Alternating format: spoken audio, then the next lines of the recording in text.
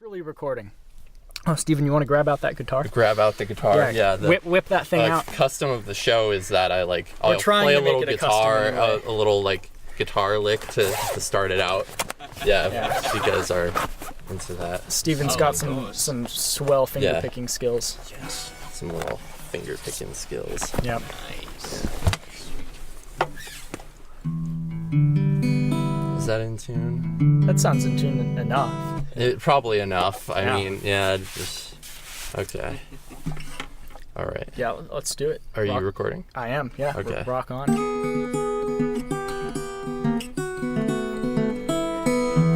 Hey, welcome back to the ShoeBox Show. This is Keegan Van Hook, and today, it's a privilege of opportunity. I have with me, of course, Stephen Papale on the guitar, and then sitting across from me, I have Elder Barnes and Elder Walters of the Mormon Church. They're both missionaries who have made the habit of coming around my property relatively often, and I finally invited them to come on the show and talk about just sort of whatever they're into. I think it's going to be an interesting conversation. So with that, Stephen, shut up. God. My gosh, Keegan. Jeez. Yeah. So how has, well, let's just begin with how was today? Pretty decent. Yeah? Right on. I mean, if you want, we could go over our schedule for just about every single day. Sure. Yeah, that's a perfect beginning. Yep. Yeah, because in general, I just sort of want to find out what your basic day-to-day life is, and also sort of the things that you guys are into, what you might do with your spare time. Mm-hmm. Some of the experiences you've had, those are sort of the general talking points. I think it would be pretty cool to get to, and what most of the hypothetical audience of the show would enjoy. All right, sounds good. Yeah. Right. So what is your day-to-day situation? So every single day we wake up at 6:30 a.m. bright and early. For 30 minutes we go out and exercise. After we, of course, say our prayers and do things like that. So we exercise, we shower, we eat breakfast, prepare for the day, then we plan for the day for a little bit, and also have 60 minutes of personal study, studying the scriptures, as in the Bible, the Book of Mormon, which we believe to be scripture, and among a few other things. And that's our morning up until 10 a.m. And then after 10 a.m., it's really up to us to decide to do whatever we feel like we should. Go out, contact people, knock on people's doors, invade people's talk shows, stuff like that. Yeah. And up until 4, where we eat dinner for an hour, and then we go out and specifically knock doors for 2 hours. After that, we have some lessons, and that's our day up till 9. Sweet. So, first question, just random one. Has anything like this ever happened to you guys before? Speaking of invading shows, yeah. No, I've been out for 21 months now, and no, this is the first time this has happened. Sweet. And then my real question was, on a percentage level, how often do you think that schedule is actually kept on the most strict sense? Because I sort of saw you were looking through your guide there. I sort of wonder if that's the ideal, and then there's a more what actually happens, because that's me. I have a list for every day, exactly what I'm going to do with every hour, and I rarely actually do it. I sort of generally do it, but then I sort of on certain things. So or is it really strict? Do you actually follow it? It's definitely ideal. We all imperfect people, so every once in a while we aren't very good at it. Right. But for the most part, we tend to follow that pretty strictly. Sweet. Cool. And do you enjoy it? Does it seem to improve your day-to-day life? Actually, yes. Yeah. Rising early, going to bed pretty early is pretty great. I've never been a night owl, so going to bed around 10 o'clock is pretty great. Yeah. I've been sort of considering that for myself in some ways. Maybe those later hours in the day can just sort of be shifted around to the morning. I hear of people who actually wake up at 4 a.m. and Like, that's an extreme, but, like, if you go to bed at 9, like, you can kind of get into that consistent schedule. And there are people who, like, do that. Yeah. And every day they, like, wake up and they go for, like, a run in the really early morning. Like, sometimes if you're out super late at night, you'll see them starting to emerge. Yeah, that's a really What are you doing? that's a really typical like businessman success story is of like the businessman that like gets up like really early in the morning and does those things, and it has a very similar schedule to kind of what you guys have going on. It seems like it's good for productivity. It is. It really is. So, like, this doing the missionary work, going and knocking on doors is sort of your primary day-to-day thing? Like, that's your job, so to speak? Cool. Yeah, so our main job is to teach what we believe is the restored gospel of Jesus Christ. Right. What we end up doing most of the time is trying to find people that are interested, which brings forth many interesting stories, Right on. like this one. Yeah.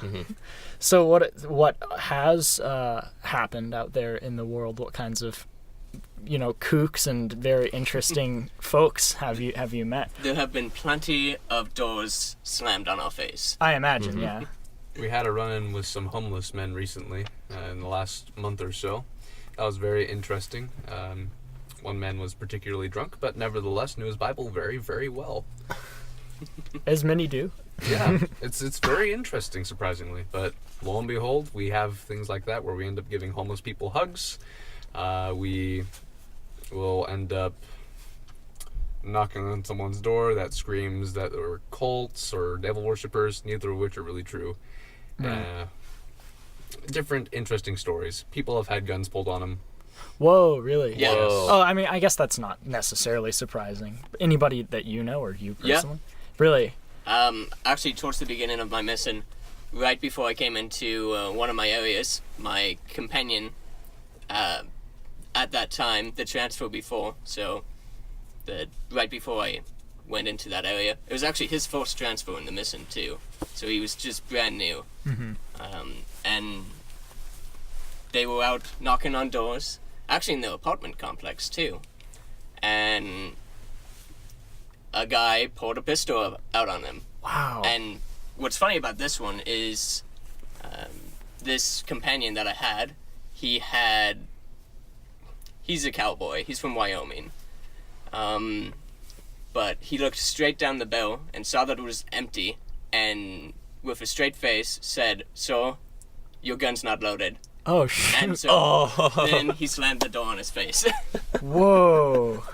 Jeez. Wow. So yeah, things like that happen. Right. So I gosh. imagine those potentially dangerous situations is why you go out in pairs. Yeah. Yeah?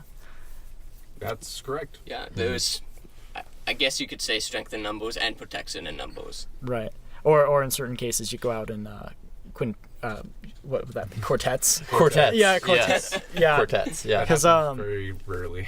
yeah, I guess I should go back and retell the story of our first meeting, because it was you two originally who walked up on my house. So, backstory: I was just sitting at home, pretty much doing whatever. I don't even really remember what it was. I get a knock on the door, so I go down to check, and it's two Mormon missionaries who turn out to be Elder Barnes and Elder Walters. And so I open it, and we just start sort of chatting on the porch, and eventually I'm like, all right, yeah, come on in, and we continue the conversation, and then your two companions walk up the porch, I think out on their own walkabout, or maybe you guys sort of deployed into the area at the same time. I don't really know how you guys do the deployment, how you organize it. Maybe we can get into that. That would be interesting. But so two more walk up, and I say, no, we have enough, go away. And then I'm like, no, come in. And they come in. So then I have 4 Mormon missionaries in my house, and the following conversation ended up being very interesting. And so fast friends were made. Yeah, and actually, it was one of the other elders and I that knocked on your door first. That's right. So who was he again? He was Elder Holloman. Holloman. Okay. And then I there's was Elder with West. Elder West. That's right. Would you like to know how the deployment works? Yeah, I would actually. Right. So yeah, how do you organize your... So Your they were deployment. actually Spanish-speaking missionaries. So they're going out and actually looking for Spanish-speaking people. Oh, I to see. teach. Okay. And so we were going around here on splits with them, so we were splitting off. Change of companions. So I had Elder West as my companion. He had Elder Hallman as companion, while Elder Barnes and I normally are companions. Okay. Yeah, so we were going around with them, tracting. So if we ran into someone who spoke Spanish, they could take it. If we ran into someone who spoke English, both of us could take it because all of us spoke English. Right. So that's sort of what happened that particular day. Interesting. So you do go out looking actually for like specific groups of people or certain like target audiences, I guess? To some degree, actually, no. You're right. Very much so. For Spanish missionaries, they go out finding people that are Spanish speaking. For missionaries in general, we go out trying to find people that are open to our message.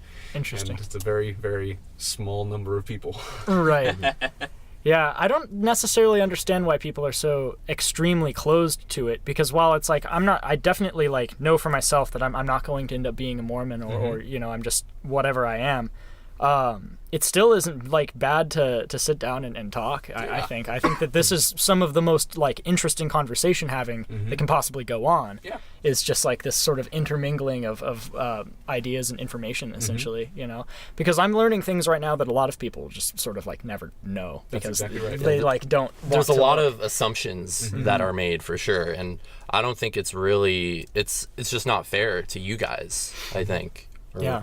Yeah. I think one of the biggest assumptions that is made is that we don't believe in Jesus Christ. Oh, and really? Huh. And I think it tends to be because a lot of people call us Mormons, when the name of our church is actually the Church of Jesus Christ of Latter-day Saints. Right, yeah. So Mormons is just a nickname. It's not something we go by, it's just something we're called.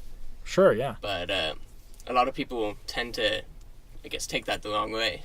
Wait, so you're saying that the term Mormon isn't even actually a self-ascribed term? That's correct. Yeah. Really? Yeah. So back at the early days of the church in Missouri and Ohio, people were calling us Mormons because of the Book of Mormon. Okay. And it was more of a derogatory term back then. And over time, I guess we sort of took it upon ourselves, and just recently we're trying to get out of people calling us that. Interesting. Huh. And so the Book of Mormon is initially called the Book of Mormon, and then Yes. the people calling Church of Latter-day Saints worshipers, I suppose, Mormons ended up just sort of being applied? Yes. Yes. Okay, interesting. But do you find that to be an offensive term, or is it just sort of a term at this point? No, it's just a term Okay. at this point. It's technically incorrect, but we get called it anyway. Right. So it's us. We do follow Jesus Christ. We have his name literally written on our chest. Yeah. But I noticed that's the largest thing printed on there, you know? Exactly. You're Yeah. trying to make that clear. that's how it works. That's cool. Well, let's see. So we were sort of talking about, I guess we can go back to bizarre experiences, because I'm All right. sure that you guys... Well, actually, let's go this direction. So you guys go out in companionship groups, and so I imagine that you're all sort of friends with each other. It's like your clique, whatever you would Yeah. say. Like, it's who you hang out with primarily? Mm-hmm. Okay. So how long have you two, I guess, how long have you been friends? So we've been companions for 3 months. Okay. And before that, we didn't even know each other. Oh, wow. Okay. Mhm. So the whole process of companions coming together is all by inspiration. So we have a mission president over our mission, and he, by inspiration, puts different missionaries together as companions. And by inspiration, we mean that he will literally sit down and pray about who should go to who. And he gets an answer, and he goes forward with it. Okay. So, And for instance, this is the last week of our second transfer together. Right on. And so this week, he, the mission president, along with 2 assistants who are also missionaries, are going to sit down for this entire week, basically, and go over and switch people around. And by inspiration, change things and put different missionaries together. So more likely than not, one of us will be transferred out of the area and move on to a different area. Interesting. Do you have any idea where that area would be, or is it just sort of randomized? no idea. Or I guess I shouldn't say randomized if somebody's preying on it, but To an outside chosen. observer, it would be random. Sure, right. That's interesting. Do you have like any say whatsoever of where you might go? Like, can you apply? Like, hey, it'd be great to go to like some tropical archipelago somewhere. That'd be pretty great. Right, and I guess it happens to certain lucky people. They go off to some, paradise place. Yeah. I guess, of course, Oregon is a paradise all its own. But So we will actually, for our entire mission, stay in Southern Oregon. okay, Because that's where we were called. I see. So we filled out this paperwork and sent it to the headquarters in Salt Lake, and they, by inspiration, just like the mission president, assigned us to our specific missions. So we'll be staying in Southern Oregon for all of our missions. Right on. It's very interesting for the sole purpose that I actually joked about coming to Oregon. Oh, did you? I did. I said, I really want to go to Russia. And then I said, I'm probably not going to Russia, though. I'm probably going to Oregon. And I get this letter in the mail that says you're going to such and such place, and open up, and it says, you're going to the Oregon Eugene mission. I go, what? Nice. All right. My mom guessed it right. My That mom you were guessed going to Oregon? Huh.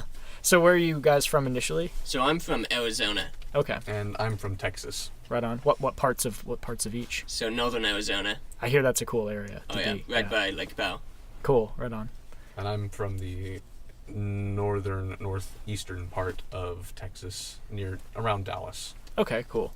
Yeah. I don't know much about the Texas geography. Oh, that's fine. It's but, enormous. Yeah. I heard somebody say that northern Arizona has cool stuff going on. Like it's I got. mean, Grand Canyon. That's true. Yeah. The Grand Canyon, and so you get a little bit of the tourism crowd going through there. And, Oh, yeah. Boom. Definitely. Yeah. Turns into a hot spot of a kind. Huh. It's pretty cool. You have any questions, Steven? I don't know. I'm just kind of interested in like, where do you guys live in this area? Do you guys live together and like? Yeah, so we're together 24/7. Mm-hmm.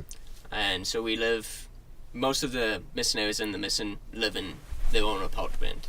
Mm-hmm. And so we actually live with a member of our church.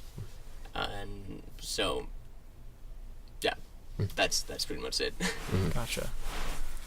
So, I guess we can, if you'd like, take a step into the very deeply strange and unusual and go into some more sort of metaphysics questions. Ooh. Like, what do you guys think about the possibility of extraterrestrial life? Well, we do believe that God created worlds without number. Okay. You can scientifically verify that by looking at images of the Hubble Space Telescope. Like, I guess Sure. not of the telescope, but of what it's taken pictures of. It's just ridiculous amounts of stuff. Mm-hmm. And in all reality, we do believe that there are other worlds inhabited by life. I don't think that they're little green men, Right. but we would say that there is more life out there somewhere. Sure. So I guess if you don't think they're little green men, which of course is just like a very generalized way of thinking about aliens, what do you think we would find? I think you'd find something very similar to the people sitting in this room. Like in terms of exactly what we have here, human beings, or just sort of something on a similar level, I think you would find something almost exactly like a person. Interesting. Okay. So it's like multiple Earths in a sense, In a sense. right? Similar plants and all that stuff. I don't know about plants. Who I'd knows? say Right. Yeah. Maybe. A That'd lot be of pretty things cool. like this, I mean, we don't know. Right. We can only take our guesses. I suppose. Yeah. I suppose that's a fair answer. Yeah, just very, very intelligent guesses, based on, Yeah. yeah.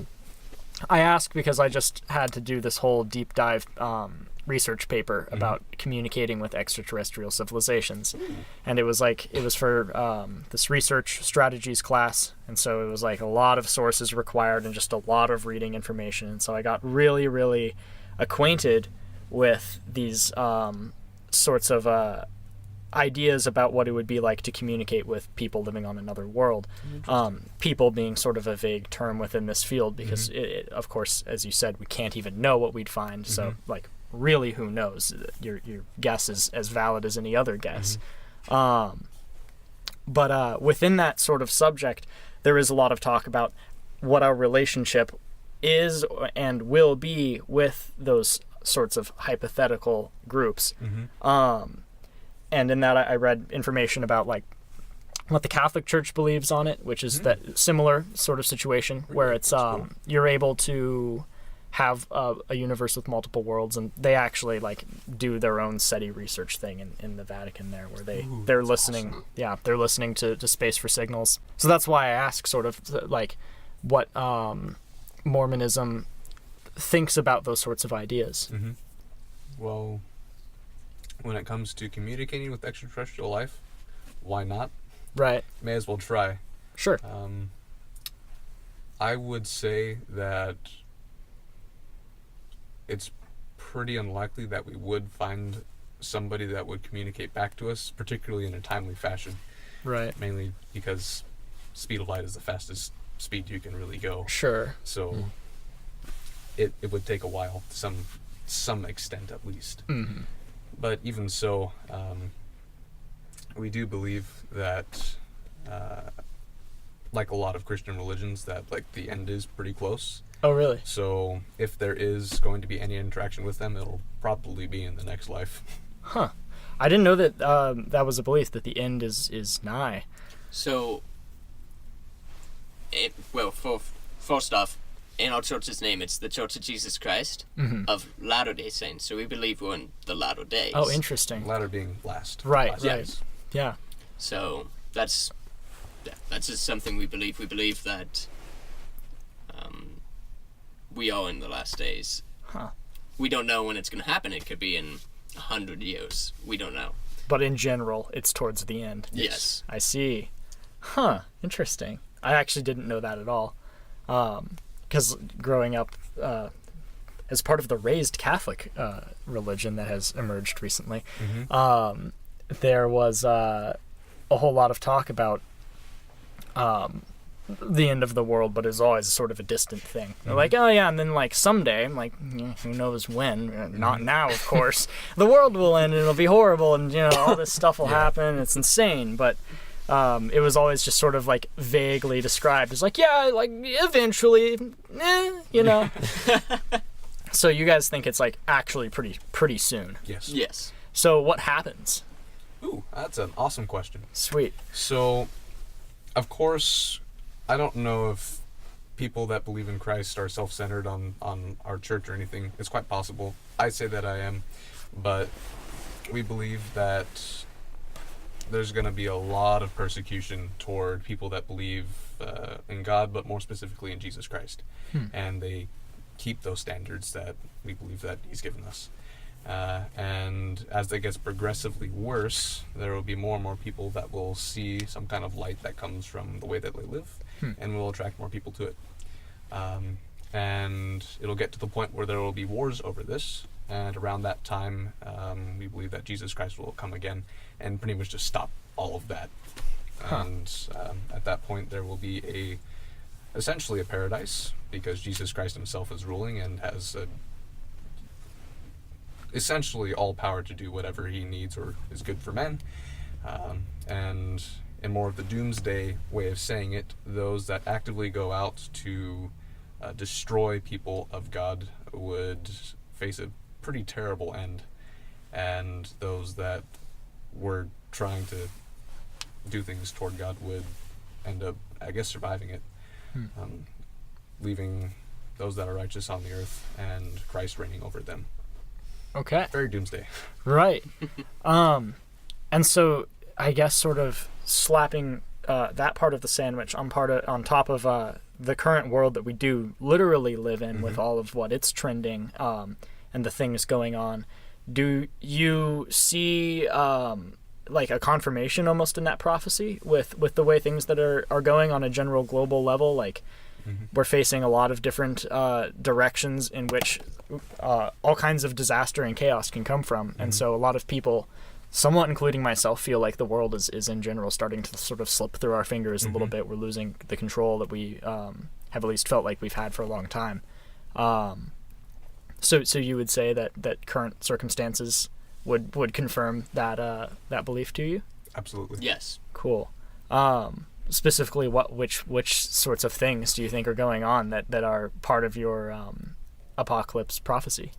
So it talks about in the last days there will be wars and rumors of wars, and we're having a lot of that.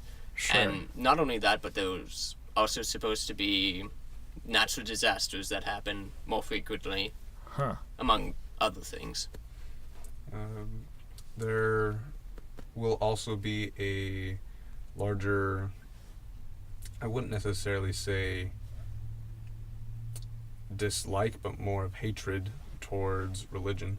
I don't know if we're quite there yet, but I do see that is a possibility that can come in the next several decades. I've seen it on my mission that there are people that straight up hate us because we believe in God. And I believe that that's definitely going to continue to climb. Gotcha. Yeah. It's interesting and because there are, of course, a lot of different groups of people who have for a long time said that the end of the world is coming close. And just in general, sort of a lot of these weird ancient prophecies seem to be resurfacing all the time. That's like, hey, look, the world as you know it is going to be changing in a very dramatic way very soon. Because when you live in a universe that's going to exist for trillions of years, you can't believe in endings. And so the sort of latter day thing is only latter from our perspective because there is going to, of course, have to be some form of continuance afterwards. Yes. So it's just going to be the world. It's just going to be an almost unrecognizably different one. Yes. From our current perspective, almost as unrecognizable as if you took a person from like 100 years ago and slapped them into today. You could almost say that this sort of acceleration of all of the technology and capabilities and changes in our culture is leading us into some kind of a new era in which the people living then are going to see a very distinct period of before and after something. And that something is still, I guess, somewhat of a mystery, and that's where all of the sort of prophecy comes in as to what actually that thing is going to be. And in your case, that would be the return of Jesus Christ. Yes. And I, honestly, it might as well be that pretty much no matter what you think it's going to be because of how intensely it's going to change everything. Yeah. It's not quite the end of the world, more of the end of the world as we know it. Sure, yeah. What do you think of that, Stephen? Yeah, I think that's a really interesting, profound way to put it. Yeah, I guess I'm just interested in. I guess we talked a little bit about just like the days after Jesus Christ is to appear, but I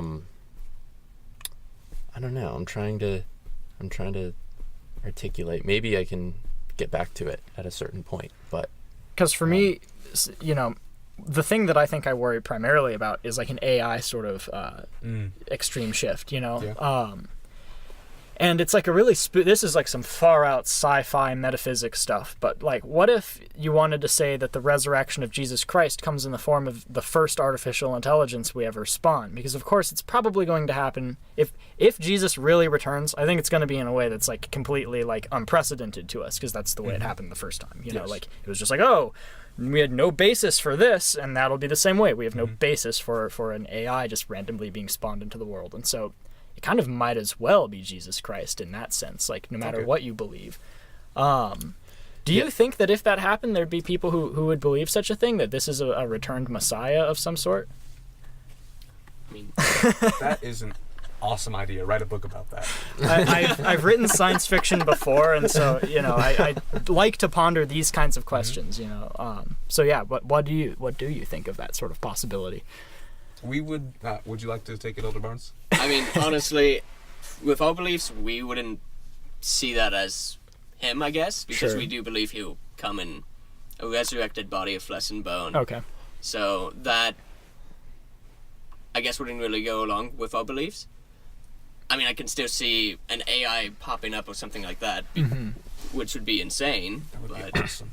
I'm sure plenty of people would believe something like that. Sure. If the AI were to, I guess, cast that image. Right. But would you think that it's actually a demon? Because, of course, the same thing applies there in a lot of cases anyway.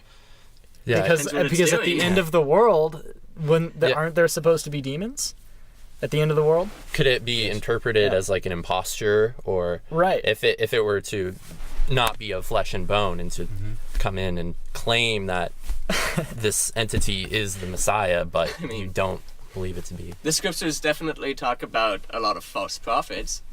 I never thought of one being an AI before. But It's a crazy world. Yeah. Yeah. It'd be very interesting. we might actually live to see that day. That would be very interesting. Right, because the way that things are going, it's quickly accelerating towards this point, you know, where something's got to happen, you know, with this type of like acceleration. In nature, these things always sort of end in like a big poof, and then it all settles into something new. There is a very big reason why you have a logarithmic function whenever you deal with nature instead of an exponential. Exponentials almost never happen in nature.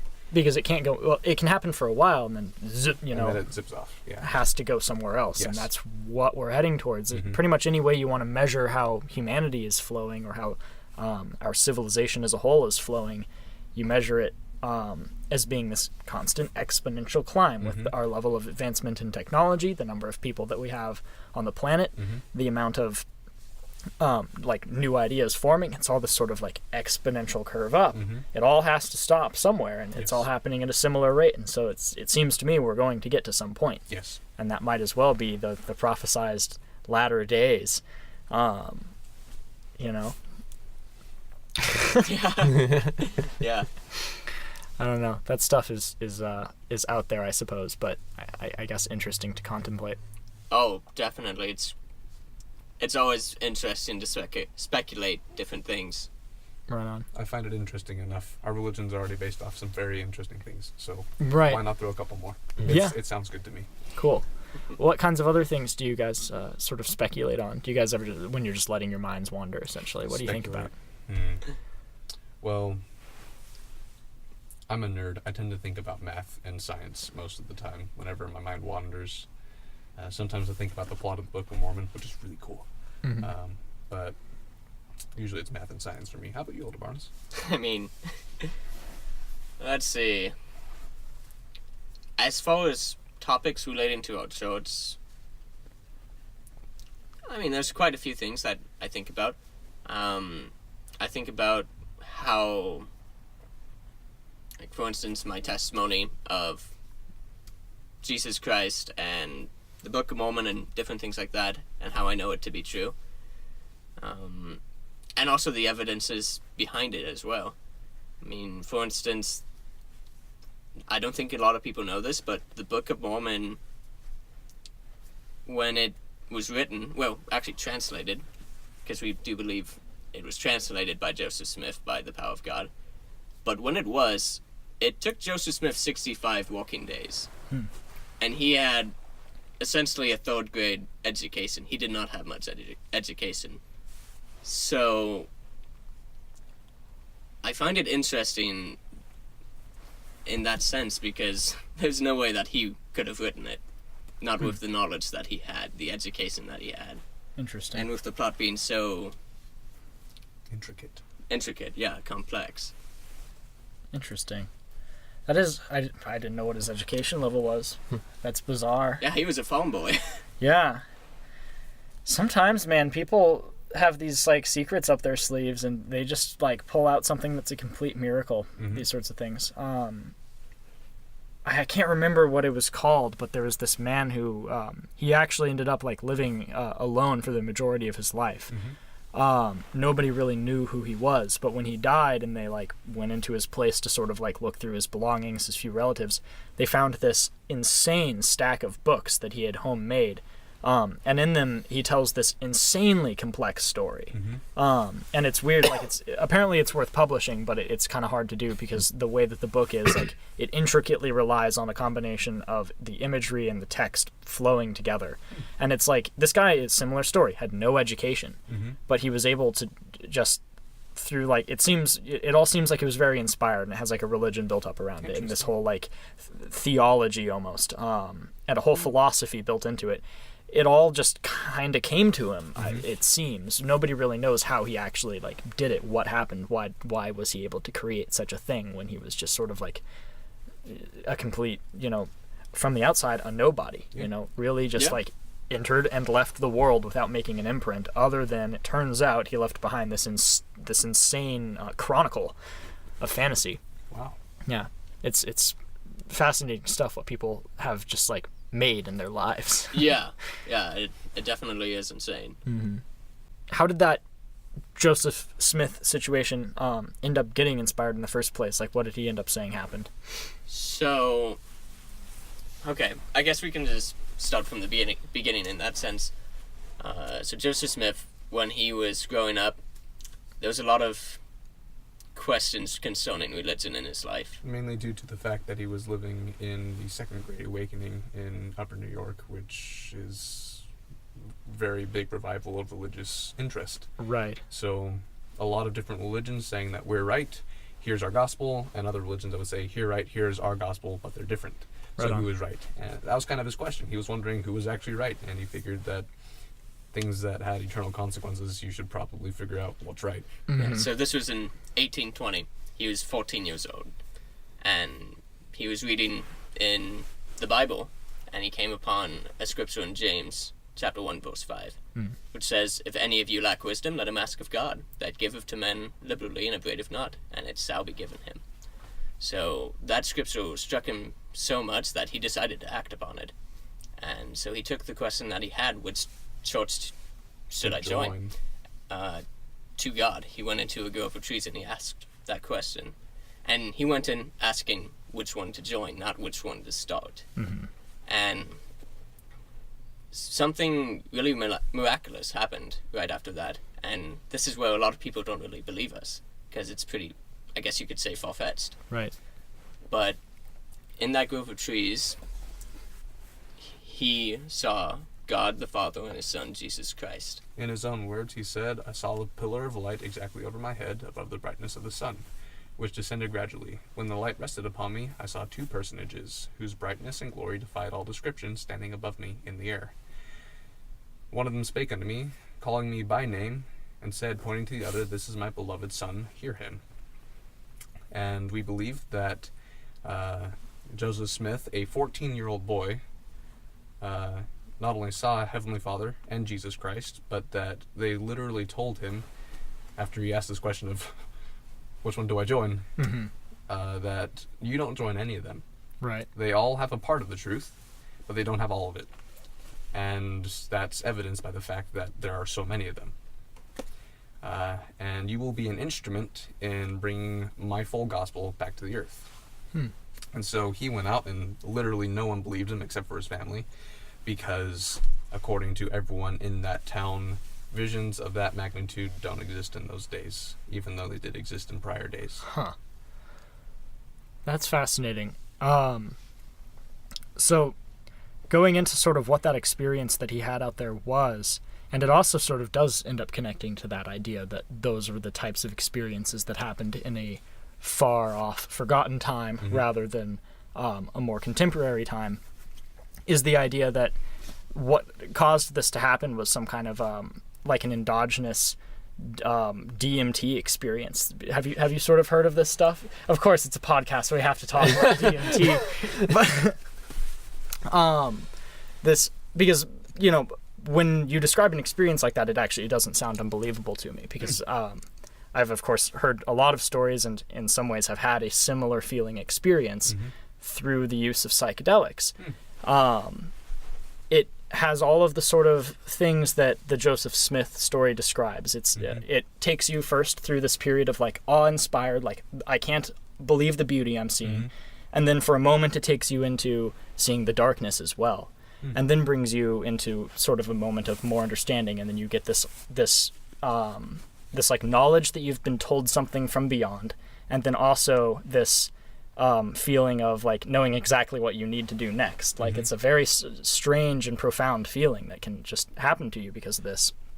And you don't even have to necessarily have actually ingested any of these chemicals for them to impact you, because DMT, which is one of the more powerful, is endogenous in the human system. It's inside you. It's stored. It's probably a big factor in what causes our dreams. Because your dreams are very trippy and psychedelic in a sense, and they can feel very profound at times. Really strong dreams correspond with a strong inflow of DMT in the brain.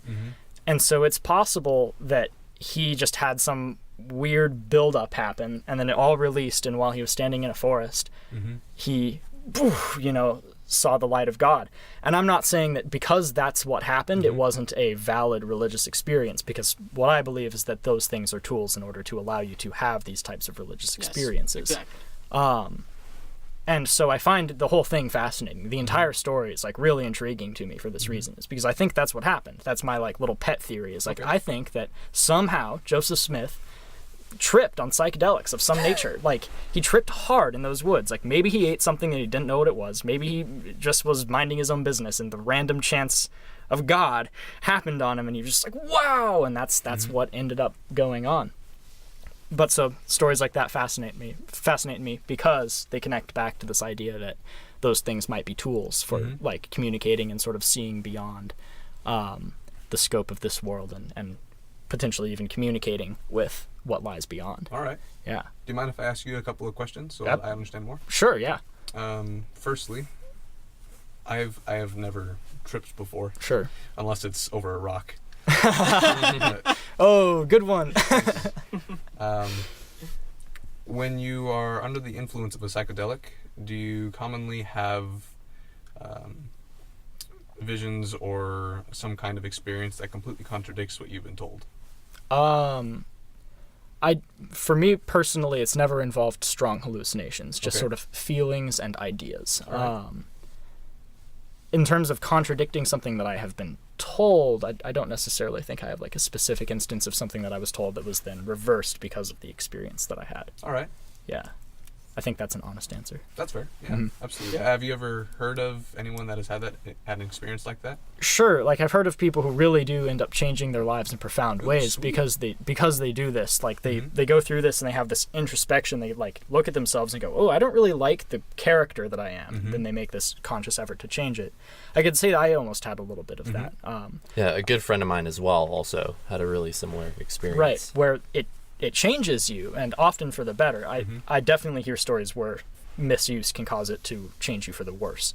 But I think in most cases it ends up changing a lot of people for the better. And I've been experimenting with microdosing, which is taking a very, very small amount of it about once a week. So small you couldn't even perceive any difference on like that daily level. But when you add it all up, you kind of get the long-term effects of having done it without having to like spend a whole day tripping in the woods somewhere. And I don't know, it definitely like has made me sort of more conscious of myself. And then for that reason, I like know the things about the way that I live my day-to-day life that I like want to work on and change. And like slowly but surely I'm like chipping away at myself, making myself more the person that like my idealized self wants me to be. So yeah, I think that might answer it a little bit. Cool. Yeah. But go on with your line of questioning. So I did that one. Let's see. Are you familiar with the beliefs about the Book of Mormon and America? The Book of Mormon and America? Yes. Probably not fully, but like I understand that it believes that America is the Holy Land. To some degree, yes. Right. We believe that it was a land that was literally saved for essentially this purpose, so that in the last days we would have two witnesses of Jesus Christ, one in the Holy Land, not in America, but in Jerusalem and such, and all that happened in the Middle East, as well as a record in a completely different continent that talks about the exact same thing. Okay. The interesting thing is that the Book of Mormon actually gives credit to America, saying that it is a land that was not necessarily spared, but saved, set apart by God, and that as long as people are righteous and they are in possession of it, that they will be blessed. It'll be a land of liberty to those that inherit it. Interesting. It is a very native land to many psychedelics. Yes. Because then that was sort of the other thing it connects back. The widespread use of psychedelic things was much more common in the past, and so that sort of idea that those experiences happened more in the past and are done now would have to do with sort of the decline in usage that happened. And then, like, yeah, people would probably on the whole be having a lot more just normalized life experiences without these like insane peaks of like spirituality. All right.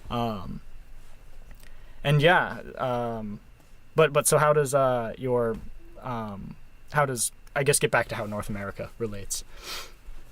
How it relates to... You brought up the Mormon belief, the relation between the Book of Mormon and the North America, or just America in general. All right. Well, when it comes to our beliefs about it, yes, we believe it's the land of liberty. Sweet land of liberty, right? As you might Sure. remember. But we also believe that it is a land of liberty that's been ordained by God to be so, and that as men choose to do good, they are blessed. As men choose to do evil, they are... Actually, if you read it, it's a pretty interesting cursing that happens for those that actively do wickedly. It's... In some ways it seems harsh, but when you take it under the context that God does not have the ability to protect the wicked, then it makes a whole lot more sense. Right. Yeah, and when you refer to the wicked, do you mean people that have a purposeful malintent and Yes. not... Yes. Okay. Those that actually, the Book of Mormon's a perfect example of this, because there's two peoples. One that is to follow God, and one that really just kind of rejected him in the first place.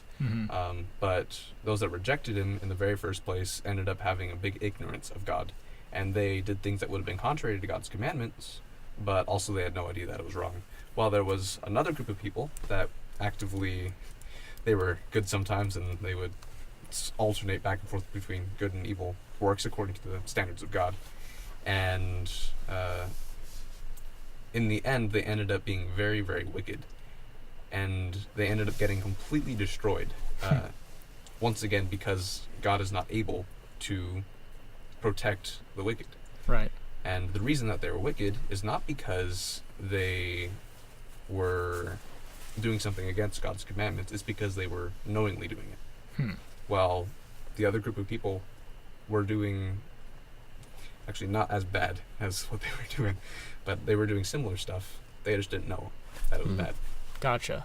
So what do you think of, so like, I guess in that sense, because in Catholic school they taught us a very similar thing, that like you can't necessarily be in like true sin if you've never heard that it's a sin. You know, it's the classic rule, like, oh, if you don't know that's the law and you really, really don't know, you pretty much get like a warning. Yeah. But then it's like once you're told, like then forevermore, like you are sinning. So I guess what I want to ask is like, how do you categorize people, I suppose, like myself, who are willing to sort of listen to the message and be like, oh, that's like an interesting thing, and then but then would still have their own ideas and in general live a different lifestyle that is just sort of their choosing. Do you think that those fall into the category of the wicked, or is that still sort of in the category of like unknowing ignorance?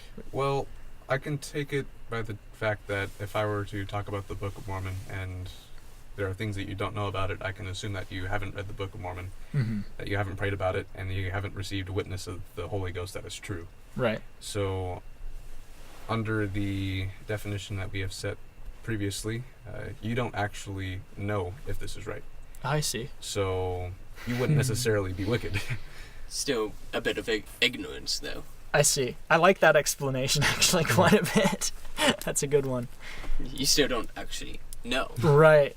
No, I like that explanation though, because it's non-offensive. I think there's a lot of people in religious communities who would just go and say, "You're evil," you know, like, yes, you are evil, Keegan, but as it turns out, not in this case. And I've been on the receiving end of that as well. Sure, it happens, and it's like that very much like shut me down to their religious beliefs. I don't believe they were Mormons. Well, no, obviously not. They were of some other faith, but it was interesting to counteract that and be like, oh wow, you really disagree with, we really have some disagreements here about like how we live our lives. And I think it's important to be able to kind of have these conversations and talk about these sort of really apparent truths within our lives and how we live our lives, and kind of in a sense how these are really, really profound, important things to us and to all of us to a certain degree, I think. Absolutely, yes. Yeah, I really appreciate that it's possible for us to have a civil conversation about all of this stuff. and it not get so heated. I could tell that you were very nice people from the get-go. So I was like non-threatened by you, of course, and then ideally you found me non-threatening as well, and we were able to, clash together here, and despite the fact that we definitely have differing opinions about a lot of things, like actually just flat out discuss them without it getting like really hateful or offensive or any of that stuff. I think that that's really cool, and so I appreciate that a lot from pretty much all of you that I've spoken to, is that you're very willing to engage in real conversation. So that's, I guess, my main recommendation to anybody listening is just like, hey, try it out. try chatting. Don't be so immediately venomous just because they show up. See just what they have to say for a few minutes. If you really don't like it, because there are definitely those out there who will say things you don't like. Yes, you can let them go and without another word, but don't get scared away by the name tag and white sword. Right. I promise we're nice people if you get to know us. Yeah. And it's... We're not the FBI. At least to be fun. You guys sort of do when you have the overcoats, which Yeah. is a good stylistic choice in my opinion. But when you oh nice, when you come with the overcoats, it really does look like the FBI pulling up. Like, We could get a police badge if you want. you're very very close. The Mormon police. You're So- here to get rid of all your sins. Give them up. Give 'em up. You. Tell me now. So I guess spiraling towards the end, one of the last things I wanted to ask is sort of what you're planning on doing after the missionary thing Alright. is up. Yeah. So first off, I'm missing for guys. It's 2 years, Okay. and so before that, pretty normal life. Afterward, it's a pretty normal life. We go back to life, and for instance, I'm going to go back to Arizona, and then afterwards, I'm actually going to go over to college. Alright. And I'm actually majoring in English with a creative writing emphasis. I like to write. Cool. So, really, it's just go back to regular life, and I mean, we're still going to help our fellow neighbors. We're still going to, talk about things that we've talked about on our mission with others, because that's something that's important to us. But we're not full-time going out, knocking on people's doors with this name tag on us, trying to convert people. Right. So, yeah, we just become normal people. Cool. Just without the name badge. So you want to go and be a writer, or at least that's sort of Yeah. what you're gonna put your feet down running for. What kinds of things do you like to write about? Well, I've actually written a novel that's you could compare to Lord of the Rings. Cool. Similar. Okay. I myself have written a novel with a friend. We wrote a pretty lengthy science fiction story. Nice. Yeah. That's awesome. Yeah. I do enjoy writing quite a bit. I can do it for a good long while. Oh yeah, same. What about you, Elder Walters? What are you gonna go and get yourself up to after this? Well, after my 18 months or so are done with this mission that I have left, I am going to... I might actually end up going directly to college very, very, very soon after I'm done with my mission. Oh, right on. I plan to study electrical engineering, minoring in computer science, but I'm going to take as many calculus classes, physics classes, particularly quantum physics. I'm extremely interested in that. Yeah, And that's an high-level interesting calculus. Oh, yeah. I plan to go into those, as well as some kind of musical program. Cool. And if I end up at CERN and get a Nobel Prize, that would be great. That's my intent. You want to end up at CERN? Absolutely. That's doing that's fusion, am I right? Not quite. Okay. Although I sure hope the world gets to that point. That would Me be too, the yeah. best energy source ever. But it's mostly just particle colliding. So actually, no. Now you say it. It is fusion of atoms, just not in the energy form. I got you, right. I actually have a theory that relates particles to black holes, and I want to test it. What's that theory? If you get a particle moving fast enough, it'll turn into a black hole. That's really it? That's it. Interesting. It just Yeah, I think that was an idea with one of the something to do with the Hadron Collider. That was a theory that was going around for a while, that when it was going to be tested, that it would produce a black hole and swallow up the entire planet. And Yeah. Wow. I mean, That's not I guess, scientific, however, we are still sitting here. Yeah. Yeah. But we do think that, I guess, the Hadron Collider and how it has produced things such as like the Higgs boson, that has some really interesting, it yields some really interesting information in the genesis creation of the universe, and possibly even black holes, though, you know, who Sweet. knows? Yeah. It'd be So, really interesting. so you full on want to go and do science, you know, Oh yeah, really invest in that. absolutely. It's pretty cool. That's my favorite subject by far. Right on. Well, that's super. We're pretty much hitting an hour, and so I think we're gonna do our little wrap up. If Steven, you want to grab that guitar and we're rapid. Okay. yeah, because I actually have a place to end up after absolutely. this. Yeah. So I prescribed an hour, and the hour is up. Well, folks, this has been definitely one of the most interesting conversations I've been able to have on this show. If it's well received, we may potentially invite them back for more questioning, more grilling, more going into areas of probably things they don't often get asked. Did you guys enjoy? Yeah, Absolutely. Right on. it's a Hey, good time. Thanks so much for coming on. I really, really appreciate it. No problem at This all. has been an awesome conversation. Yeah.